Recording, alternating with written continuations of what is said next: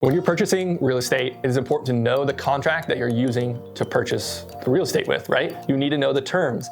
In Iowa, well, I should say Central Iowa, there's called DMARC, Des Moines Area Association of Realtors. They have a canned contract purchase agreement that agents use between themselves. No attorney is involved because attorneys have already vetted that contract. You as the buyer, you have not seen the contract. I would highly recommend walking with your agent, with myself, through that contract to look at the terms and the things to think about to make a very solid offer.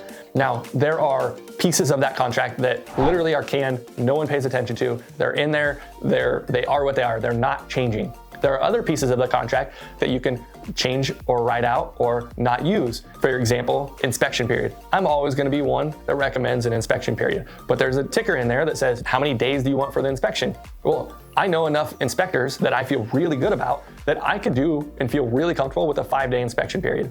A 5-day inspection period is an advantage to the seller because they know that property is not going to fall out of inspection, or at least they're going to have it figured out within those 5 business days. 5 business days is a week. I can help you find an inspector that is really detailed and can get it inspected within 5 days, get you the report, and we can get the addendum to the seller. That one thing might be what gets you the property because the seller's already pissed that it fell out of contract, maybe with another buyer that used a 15-day inspection period due diligence. In that contract, you also need to know who pays for what, who pays for termite, who pays for settlement, who pays for the brokerage fees, who pays for the commission. Some of that stuff is canned in a purchase agreement, but it's very important that you walk through that purchase agreement with your agent.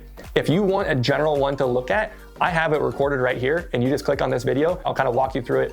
Now, it is not specific to your property that you're purchasing. I think that is very important that you do that with your agent. But if you just want a general one to see what the contract looks like, click on that link above.